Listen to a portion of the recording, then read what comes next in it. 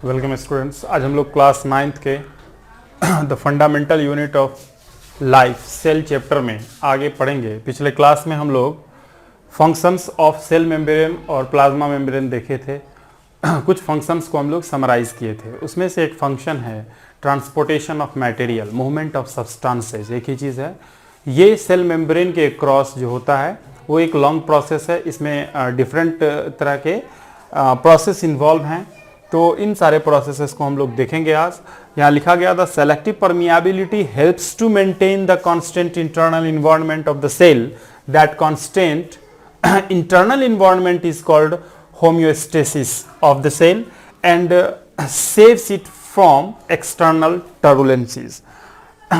यहाँ बताया गया कि देखो selective permeability of cell membrane क्या है। कहा कि selective permeability of cell membrane, इसका ये मतलब है कि सेलेक्टेड सब्सटेंसेस को ही सेल के अंदर या बाहर जाने देने का जो गुण है, जो प्रॉपर्टी है सेल मेम्ब्रेन के अंदर, वो सेल के इंटरनल इन्वायरमेंट को कांस्टेंट बनाए रखने में मदद करता है। और सेल के इस कांस्टेंट इंटरनल इन्वायरमेंट को हम लोग होम्योस्टेसिस के नाम से जानेंगे। इस वर्ड को आप ध्यान में रखेंगे, अंडरलाइन भी करेंगे। होम्योस्टेसिस, होम्योस्टेसिस का मतलब ही हो जाएगा यहाँ constant internal environment of cell. इससे क्या होगा कि एक्सटर्नल इन्वायरमेंट का इफेक्ट इंटरनल इन्वायरमेंट पर नहीं पड़ेगा। नहीं पड़ने के लिए रोल कौन सा प्ले हो रहा है, तो यहाँ पर selective permeability of cell membrane का जो रोल है वो ये होम्योस्टेसिस को मेंटेन करता है। एक एग्जांपल देते हैं इस पर। जब हम लोग देखते हैं कि हमारा जो वेदर है वो बदलता हुआ होता है, अलग अलग समय में अलग अलग तरह का होता है। कभी विंटर है, कभी समर है। इस समय हमारे इंटरनल बॉडी टेम्परेचर का बात किया जाए तो वो हमेशा कांस्टेंट रहेगा। अगर टेम्परेचर वेरिएशन करेगा तो हम लोग एबनॉर्मल माने जाएंगे। हम लोग को कई तरह के सिम्टम्स देखने को मिल सकते हैं, जैसे फीवर का आना एक इसी तरह का सिम्टम है। तो वहाँ हम एबनॉर्मल हो जाते हैं, हमारा वर्किंग एफिशिएंसी घट जाता है और हम सेफ नहीं रह पाते हैं कहीं ना कहीं। तो उसी तरह से सेल को भी सेफ रहना पड़ता है, सेल को भी अपना इंटरनल इन्वायरमेंट कांस्टेंट रखना पड़ता है। और ये कांस्टेंट इंटरनल इन्वायरमेंट होम्योस्टेसिस के नाम से जाना जाएगा। अब देखिए सेलेक्टिव परमियाबिलिटी को तो हम लोग समझ ले, सेलेक्टिव परमियाबिलिटी की वजह से होम्योस्टेसिस मेंटेन रहता है। अब the following mechanism are involve in the movement of substances. Selective permeability है, that means movement of substances होगा। अब ये मूवमेंट ऑफ सब्सटेंसेस जो है डिफरेंट वेज में होते हैं, अलग अलग तरीके से होते हैं। इन सारे तरीके को हम लोग जानेंगे। पेसिव ट्रांसपोर्ट है ना, फर्स्ट है पेसिव ट्रांसपोर्ट। नाम से पता चलता है कुछ, ये अक्रिय टाइप का परिवहन होगा। तो देखिए passive transport, it refers to the movement of substances from one part of a cell to another without the involvement of energy.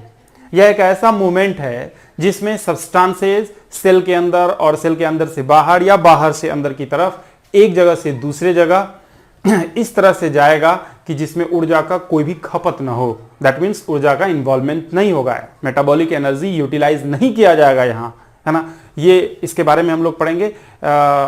इसको समझने के लिए ऐसे भी हम लोग समझें कि जब इस तरह का प्रोसेस है जहाँ एनर्जी इन्वॉल्व नहीं होता है, तो आखिर ट्रांसपोर्टेशन कैसे हो जाएगा, किस वजह से ट्रांसपोर्टेशन हो जाएगा। असल में ये टोटली फिजिकल प्रोसेस है और इसमें कंसंट्रेशन ग्रेडियंट रोल प्ले करता है। हायर कंसंट्रेशन से लोअर कंसंट्रेशन की तरफ सब्सटेंसेस का मूवमेंट होता है।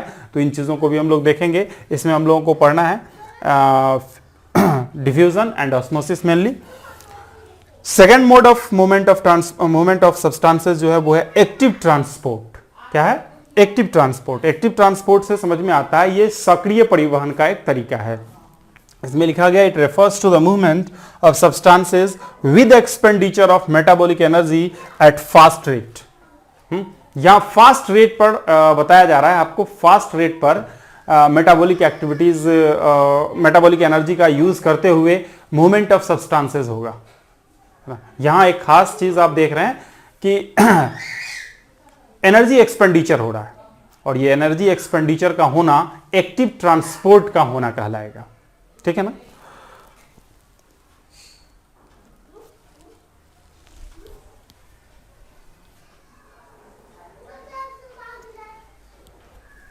तीसरा जो हम लोग ट्रांसपोर्टेशन का मोड देखते हैं वो बल्क ट्रांसपोर्टेशन है। है ना। बल्क ट्रांसपोर्टेशन में लिखा गया it is a mode of transport of large quantities of substances such as macromolecules and food particles across the cell membrane. Cell membrane के अक्रॉस का जब भी वर्ड यूज किया जाए तो आप इनसाइड भी समझ सकते हैं कि इनसाइड सेल के अंदर भी आ सकता है सब्सटेंसेस और बाहर भी जा सकते हैं, ठीक है ना। अब यहां पर मैक्रोमोलिक्यूल्स का लार्ज अमाउंट में ट्रांसपोर्टेशन अगर होगा, मूवमेंट होगा, तो इसको हम लोग बल्क ट्रांसपोर्ट का नाम देते हैं। ये थर्ड मोड है। ये मैक्रोमोलिक्यूल्स क्या है, तो हमारे बॉडी में जो भी हाइड्रोकार्बन्स है, ऑलरेडी ऑर्गेनिक मॉलिक्यूल्स है, जिसमें हम लोग देखते हैं प्रोटीन है, कार्बोहाइड्रेट है, फैट, लिपिड है, विटामिन्स है, ये सब मैक्रोमोलिक्यूल्स के कैटेगरी में आते हैं। तो इस तरह के सब्सटेंसेस बड़े पैमाने पर सेल के अंदर और सेल के बाहर जाते हैं, तो इस तरह का जो मूवमेंट होगा सब्सटेंसेस का वो बल्क कहलाएगा। फूड पार्टिकल्स के बारे में भी यहाँ पर चर्चा किया गया कि फूड पार्टिकल्स भी अगर सेल के अंदर आता है तो इसको भी हम लोग बल्क ट्रांसपोर्ट का नाम देते हैं। आप यूनिसेलुलर ऑर्गेनिज्म में अक्सर देखते हैं कि फूड पार्टिकल्स को इंटेक किया जाता है ना, तो वो क्या हो जाएगा, एक तरह का बल्क ट्रांसपोर्ट हो जाएगा। न तो एक्टिव न तो पैसिव ट्रांसपोर्ट माना जाएगा उसको।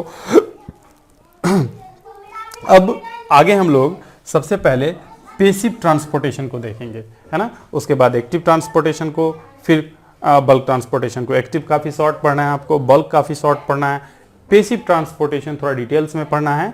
पैसिव ट्रांसपोर्टेशन और बाकी तीनों ट्रांसपोर्टेशन को जब पढ़ लेंगे तो एक और काम बचता है आपके सिलेबस में है, क्लास 9th के सिलेबस में है कि आपको एक्टिव और पैसिव ट्रांसपोर्टेशन में डिफरेंस भी कर लेना है।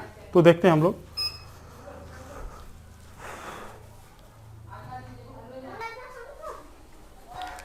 पैसिव ट्रांसपोर्टेशन के बारे में हम लोग देखें आगे। It occurs by two ways, ये दो तरीकों से होता है, डिफ्यूजन एंड ऑस्मोसिस। पहले हम लोग डिफ्यूजन को देखेंगे। डिफ्यूजन को हिंदी में विशरण भी कहा जाता है ना। तो डिफ्यूजन है the process of movement of substances, जिसमें सॉलिड, लिक्विड, गैसेस हो सकते हैं, from the region of higher concentration to lower concentration so as spread in uniformly in the given space is called diffusion. इसमें substances higher concentration से lower concentration की तरफ move करता है और इसमें इस तरह से मूवमेंट होता है सब्सटेंसेस का कि अवेलेबल जो वॉल्यूम है और स्पेस है उसमें जो गैसेस हैं और लिक्विड्स हैं और सॉलिड्स हैं वो यूनिफॉर्मली डिस्ट्रीब्यूट हो जाएं, स्प्रेड हो जाएं। दैट मीन्स कि उस लिक्विड का अगर एग्जांपल लें तो उस लिक्विड के किसी भी पार्ट में किसी खास तरह के सब्सटेंस का कंसंट्रेशन ज्यादा या कम ना हो, दैट मीन्स होमोजीनस हो जाए। तो ये जो प्रोसेस होगा वो डिफ्यूजन कहलाएगा और ये एक तरह का फिजिकल प्रोसेस है without expenditure of metabolic activities है।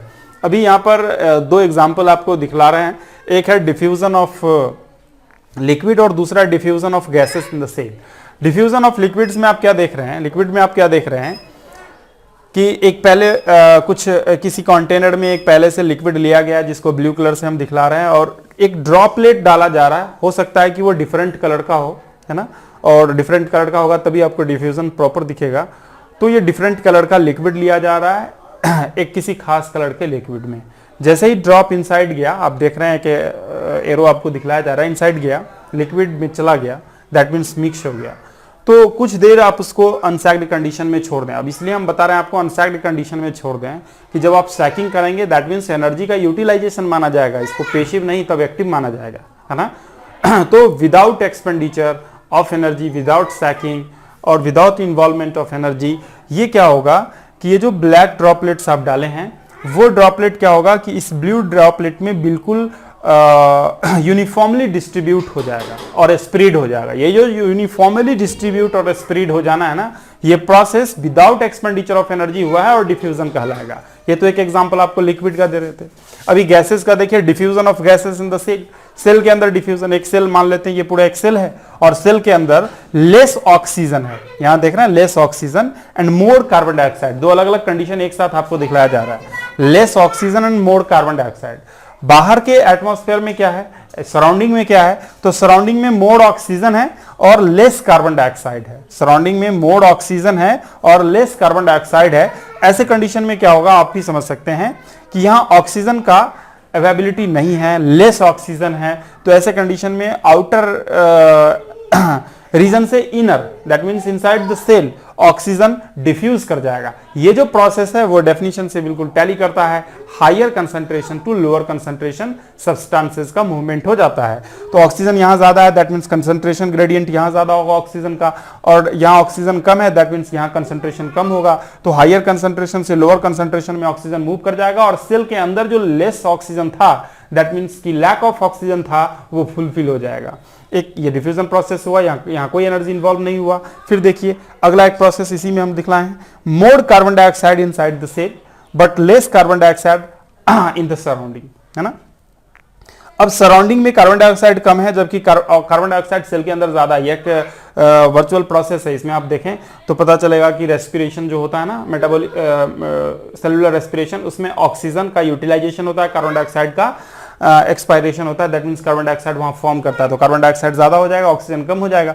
अब ये कार्बन डाइऑक्साइड एटमॉस्फेयर में कैसे जाएगा, तो डिफ्यूजन प्रोसेस से जाएगा। यहां ज्यादा है तो हायर कंसंट्रेशन से लोअर कंसंट्रेशन, तो ये आप देख रहे हैं ये हायर कंसंट्रेशन है, H से हम शो कर रहे हैं हायर कंसंट्रेशन, और यहाँ लोअर कंसंट्रेशन है, तो हायर टू लोअर मूवमेंट हो गया। यहाँ आप क्या देख रहे हैं कि कार्बन डाइऑक्साइड के रिस्पेक्ट में ये हायर कंसंट्रेशन है और ये लोअर कंसंट्रेशन है, फिर हायर से लोअर मूवमेंट हो गया। तो ये है प्रॉपर डिफ्यूजन, है ना। इसको एक और तरीके से आप समझ सकते हैं, एक एग्जांपल देखिए। एक कंटेनर है और यहाँ पर एक ऐसा परमिएबल मेम्ब्रेन कुछ रखा गया है ना। अब देखो यहाँ पर एक लिक्विड हम ले रहे हैं और राइट साइड में भी एक लिक्विड लिया जा रहा है। चलो एक ही जैसा लेते हैं और सिर्फ हम लोग उसमें नेमिंग कर देंगे। राइट साइड में क्या है, ये राइट साइड वाला लिक्विड है, दो अलग अलग लिक्विड आप देख पा रहे हैं, बीच में सेलेक्टिव परमिएबल मेम्ब्रेन है, दैट और परमिएबल मेम्ब्रेन जो भी कहिए।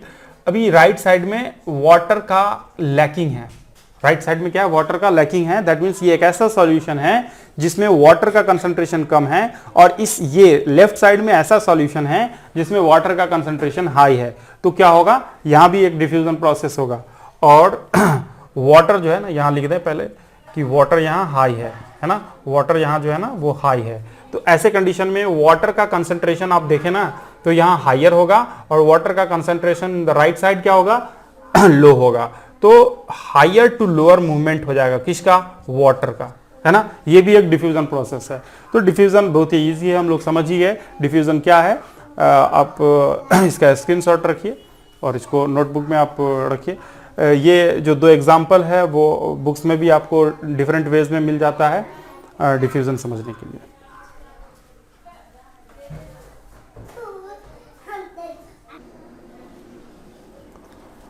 ऑस्मोसिस प्रोसेस को हम लोग देखते हैं।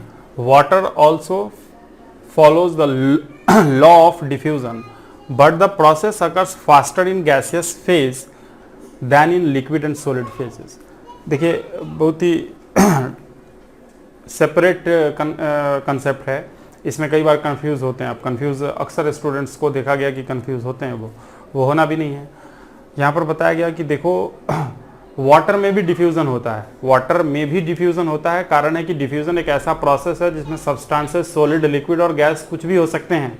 वाटर एज अ लिक्विड हो सकते हैं, लेकिन होता क्या है कि जब डिफ्यूजन का बात करें हम लोग, डिफ्यूजन प्रोसेस का बात करें, तो डिफ्यूजन प्रोसेस गैसेस में एंड सॉलिड्स में अगर बात करें, यहाँ देखिए लिक्विड्स एंड सॉलिड्स में ये फास्टर स्लोअर होता है गैसेस के रिस्पेक्ट में। दैट मीन्स कि डिफ्यूजन अगर प्रॉपर वे में अगर देखा जाए तो वो गैसेस में होता तीनों में है, फास्टर रेट गैसेस में होता है। तो ऐसे कंडीशन में देखा गया कि डिफ्यूजन ऑफ वाटर जो है एक अलग प्रोसेस की तरह काम कर रहा है, जिसको हम लोग ऑस्मोसिस कहते हैं। तो ऑस्मोसिस को जब डिफाइन आप करते हैं, the diffusion of water molecules through selective permeable membrane is called osmosis. Selective permeable membrane होते हुए जब सिर्फ वाटर के डिफ्यूजन को हम लोग देखते हैं तो उसको एक स्पेशल वर्ड दे दिया जाता है कि स्पेशल प्रोसेस के रूप में हम लोग जानते हैं, जिसको हम लोग कह सकते हैं वो है ऑस्मोसिस। दैट मीन्स वाटर का डिफ्यूजन नहीं होता है क्या। एक क्वेश्चन आएगा कि जब वाटर का मूवमेंट ही ऑस्मोसिस कहलाता है तो वाटर के मूवमेंट को डिफ्यूजन नहीं कहेंगे। तो इस कंसेप्ट को आप सही कर लीजिए। डिफ्यूजन ऑफ वाटर और movement of water across the selective permeable membrane is called osmosis, है ना।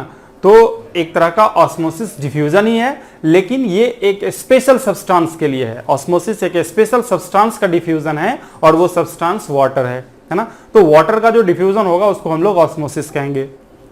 अब आगे देखते हैं हम लोग, depending on the amount of solutes dissolved in water, osmosis can be of two types, endosmosis and exosmosis, है ना। सॉल्यूट्स कितने मात्रा में, कितने अमाउंट में डिसॉल्व्ड हैं किसी सॉल्यूशन, किसी सॉल्वेंट में, है ना, उस पर डिपेंड करेगा कि मोमेंट ऑफ वाटर क्या होगा। मोमेंट ऑफ वाटर एक सॉल्यूशन से दूसरे सॉल्यूशन में, और ऐसा कह सकते हैं कि एक सॉल्यूशन के इनसाइड होगा या आउटसाइड जाएगा, ये इस बात पर डिपेंड करेगा कि उस सॉल्यूशन में वाटर का कंसंट्रेशन क्या है, सॉरी सॉल्यूट्स का कंसंट्रेशन उस वाटर में क्या है ना। देखिए अभी जब भी सॉल्यूशन का हम लोग बात करते हैं तो सॉल्यूशन में दो पार्ट्स पढ़ते हैं, सॉल्यूट एंड सॉल्वेंट्स। तो सॉल्यूट जो है वो जनरली हम लोग देखते हैं कि सॉलिड पार्टिकल्स होते हैं और यूनिवर्सल सॉल्वेंट के फॉर्म में वाटर होता है। तो एक एग्जांपल से भी इसको हम लोग अभी क्लियर करेंगे, पहले इसके पॉइंट्स को देख लें। इंडोस्मोसिस, इंडोस्मोसिस एंड एक्सोस्मोसिस। इंडोस्मोसिस किसको कहेंगे, तो बहुत ही सिंपल है, when water diffuses into the cell due to higher concentration outside the cell then it is called endosmosis. जब सेल के अंदर वाटर मूव करेगा, जब सेल के अंदर वाटर डिफ्यूज करेगा, बाहर में वाटर का कंसंट्रेशन ज्यादा होने की वजह से, तो इसको हम लोग इंडोस्मोसिस के नाम से जानेंगे।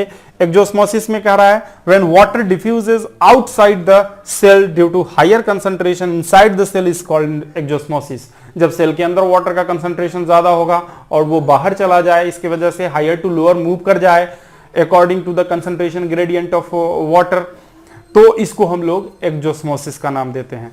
एक एग्जांपल से हम लोग इंडोस्मोसिस एक्सोस्मोसिस को समझेंगे। पहले इसका स्क्रीनशॉट लीजिए आप।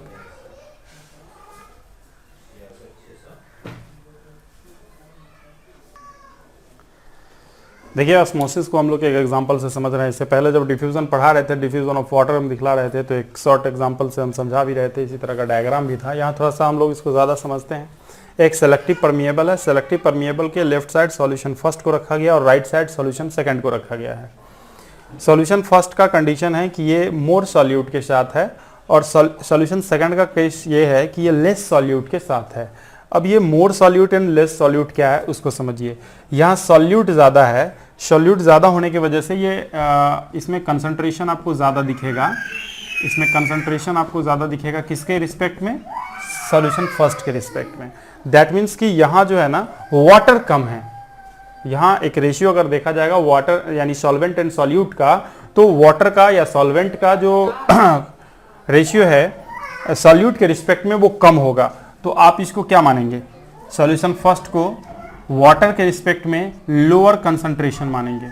क्या मानेंगे, lower concentration of H2O, lower concentration of H2O। जबकि आप राइट साइड में देखें तो क्या लिखा जा रहा है, लेस सॉल्यूट। दैट मीन्स कि यहाँ सॉल्यूट कम है तो वाटर ज्यादा होगा, क्योंकि वॉल्यूम तो सेम है ना। तो वॉल्यूम सेम होगा, तो अगर सॉल्यूट कम है तो स्पेस को ऑक्युपाई कौन कर रहा है, वाटर। तो वाटर यहाँ ज्यादा होगा। दैट मीन्स ये हायर कंसंट्रेशन होगा, हायर कंसंट्रेशन होगा, है ना, ऑफ वाटर। अब वाटर किधर मूव करेगा, तो अभी पढ़ाया गया कि ऑस्मोसिस जो है वो वाटर का ही डिफ्यूजन है, higher concentration to lower concentration. तो इस तरह से हम लोग देखेंगे कि वाटर का मूवमेंट स्टार्ट होगा टेनी पोर्स के थ्रू, है ना। सॉल्यूशन सेकंड से सॉल्यूशन फर्स्ट में आएगा और ये जो प्रोसेस है होल वो ऑस्मोसिस कहलाएगा। बहुत ही सिंपल है। कुछ लाइंस यहाँ जो क्लियर करने के लिए हम लिख दिए उसको समझिए। The movement of water across the plasma membrane in a cell is known as osmosis. Cell के अंदर यानी सेल के प्लाज्मा मेम्ब्रेन के होते हुए जो वाटर का मूवमेंट होता है, वाटर का डिफ्यूजन होता है, प्रॉपरली ऑस्मोसिस कहलाता है। उसके बाद यहां लिखा गया while generally this movement is also called diffusion. जबकि वाटर का अगर मूवमेंट हो तो उसको डिफ्यूजन के नाम से भी जाना जा सकता है, लेकिन सेल के सेल मेम्ब्रेन के क्रॉस अगर वाटर के मूवमेंट का और डिफ्यूजन का बात किया जाए तो उसको हम लोग ऑस्मोसिस समझेंगे। आज हम लोग इस क्लास में इतना ही समझेंगे। अगले क्लास में ऑस्मोसिस को जब समझ गए हैं तो तीन तरह का सॉल्यूशन हम लोगों को समझना है ना, हाइपोटोनिक, हाइपरटोनिक एंड आइसोटोनिक। इसके बारे में हम लोग बात करेंगे तो हमारा ऑस्मोसिस खत्म हो जाएगा। फिर हम लोग दैट मीन्स कि हमारा पैसिव ट्रांसपोर्टेशन खत्म हो जाएगा। फिर हम लोग एक्टिव ट्रांसपोर्टेशन, बल्क ट्रांसपोर्टेशन को देखेंगे।